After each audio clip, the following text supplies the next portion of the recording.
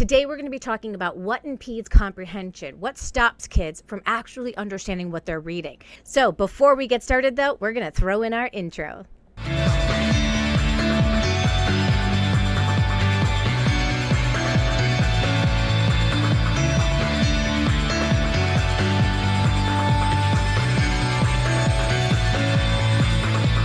So you guys ever wonder, like, why is it that some kids just struggle so much with understanding what they read? What are some things that actually impede their comprehension?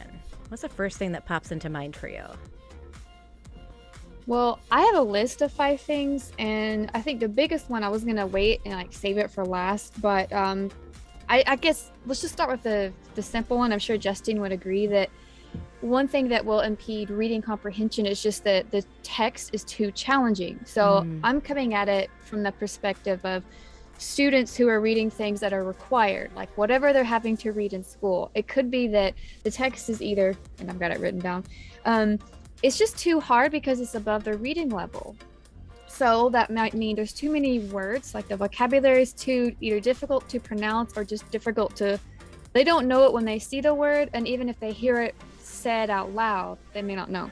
Also, sometimes a sentence structure, if the sentence is too long, they don't comprehend. If that text was written in the 1800s or 1900s, especially, I'm thinking of like high school level, it's not reachable for them. And also it could be if the book is about an unrelatable situation or from an unrelatable time period, if you know nothing about history or like where things are coming from, like a lot of people I think understand the Holocaust because there's a lot of emphasis on that time period. People like to learn about it, but like pick another time in history, and even if it's historical fiction, if people don't really understand it, like the student doesn't, they're robbed of enjoyment if they just have no background whatsoever. And if parents or teachers don't enlighten them, then they're just like, I don't know what I'm reading, I'm just reading words, and they don't really make sense. Yeah, and you've really hit on a lot of different points. First is text difficulty. If the text is too difficult for me, I'm going to have a hard time understanding that. And that should make sense. Like, if I always give this illustration for people. If you are not a lawyer, but all of a sudden you're given those textbooks that lawyers are given and you have to read through it, you may struggle as you go through it because you don't understand all the lawyerese talk, right? There's different levels of comprehension, right? We have like that surface level comprehension, and then we have the deep level comprehension. And so both of those may be impeded as I go through and read that. What are your thoughts about that, Justine? Yeah, I agree with everything that you guys both just said. And then, so I just can add that another thing that I've noticed, especially like with some of my third graders, is that they have some bad habits like skipping words, guessing, substituting little words, and it just changes it enough that they lose the thread and they lose the It's motivation, isn't it? Like, motivation is a big key. If I'm not invested into what it is that I'm reading, I'm not going to put as much attention into it, and I'm not putting attention into it, then I can't retain the information that I'm reading. It's kind of like a cyclical kind of thing. What do you think about motivation, Justine? Yeah, absolutely. I've noticed the same thing. And I think it also comes from like not having a purpose for reading. So that's really important, is to know your purpose before you tackle text that's difficult.